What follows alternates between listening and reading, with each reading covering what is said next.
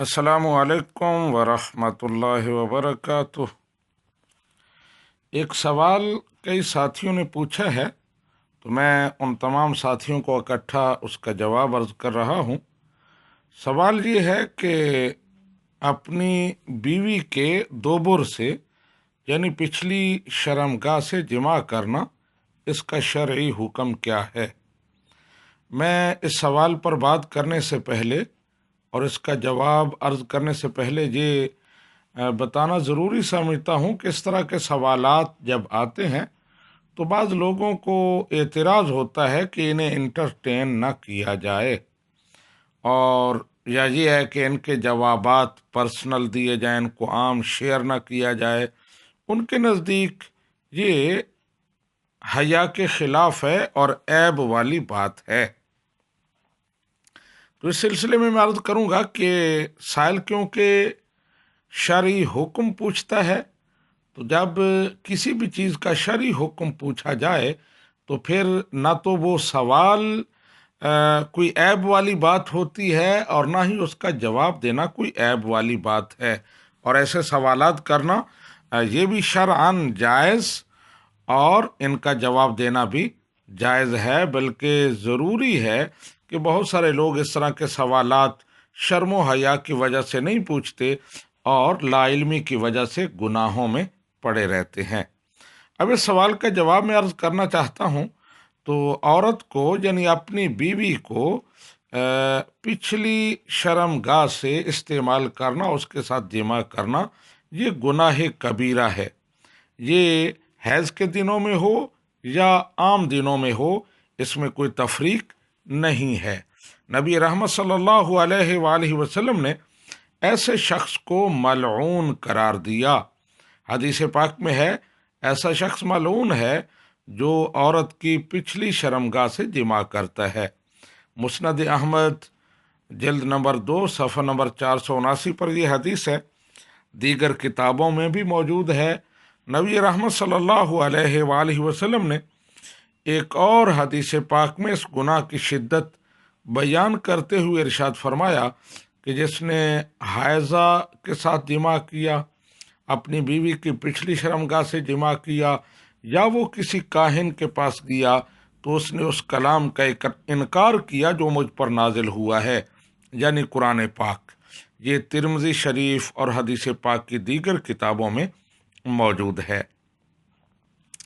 بعض دفعہ لوگ قرآن پاک سے غلط استدلال کرتے ہیں، اور بالخصوص خواتین، کیونکہ زیادہ اللہ تعالیٰ نے ان میں شرم و حیا رکھی ہے، وہ مسائل اس طرح کے مسائل نہیں پوچھتی، تو خاوند ان کو گمراہ کرتے ہیں اور قرآن پاک کا حوالہ دے کر کہتے ہیں کہ یہ حلال ہے، اس کی اجازت ہے۔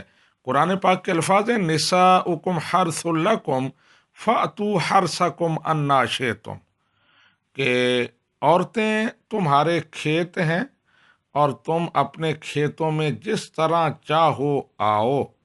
اب وہ کہتے ہیں کہ اس سے مراد یہ ہے کہ جدھر سے چاہو تم جماع کرو، تو یہ ان کا استدلال بالکل غلط ہے۔ یہاں انا بمانا کیفا ہے، کہ جیسے چاہو، مطلب یہ ہے کہ جماع کی کوئی خاص ہیئت، پوزیشن مقرر نہیں کی اسلام نے، جیسے چاہو، لیکن ہوگا وہیں سے جو مقام اس کے لیے مقرر کیا گیا ہے، جو تخم ریزی کا صحیح مقام ہے اور جس سے اولاد ہوتی ہے۔ ہر سن کا لفظ اس پر دال ہے کہ کھیت اسے کہتے ہیں جس میں بیج ڈالا جاتا ہے اور اسے پھر پھل ملتا ہے۔ تو بہرحال یہ استدلال ان کا غلط ہے، بالکل قرآن و سنت کے خلاف ہے، جس سے وہ اپنی ازواج کو دھوکہ دیتے ہیں۔ تو خواتین کو بھی اس حوالے سے معلوم ہونا چاہیے، اور پھر یہ بھی ہے کہ بے شک میاں بیوی دونوں اس پر راضی ہوں، پھر بھی یہ حرام ہے اور گناہ کبیرہ ہے۔ اور اس کے ساتھ ساتھ یہ کیونکہ بہت گندا اور غلیظ عمل ہے، اس لیے حیا کے خلاف ہے، اور ایسا بندہ حیا سے بہت دور ہو جاتا ہے۔ اور نبی رحمت صلی اللہ علیہ وآلہ وسلم نے ارشاد فرمایا، حیا تمہارے روح اور تمہارے دل کی زندگی ہے۔ جب حیا فوت ہو جاتا ہے تو پھر بندے کے اندر حق اور باطل، برے اور اچھے کی کوئی تمیز نہیں رہتی، بلکہ وہ گناہوں کو اچھا سمجھنے لگتا ہے، طیب اور پاک چیزوں کو برا سمجھنے لگتا ہے، حلال اور حرام اس کے نزدیک کوئی حیثیت اور کوئی وقت نہیں رکھتے۔ نبی رحمت صلی اللہ علیہ وآلہ وسلم نے ارشاد فرمایا، اذا فاتک الحیاء فافعل ما شئت، کہ جب حیا فوت ہو جائے تو پھر جو تمہارے جی میں آئے کرو، تمہیں کوئی روک نہیں سکتا، کیونکہ حیا ہی گناہوں سے روکتا ہے۔ تو جب وہ نہ رہے تو پھر بندہ بے لگام ہو جاتا ہے، حیوان بن جاتا ہے۔ تو ان احادیث کی روشنی میں اور قرآن و سنت کے ان احکام کی روشنی میں یہ بالکل غلط ہے، حرام ہے، گناہ ہے، اور طبی لحاظ سے بھی نقصان دہ ہے۔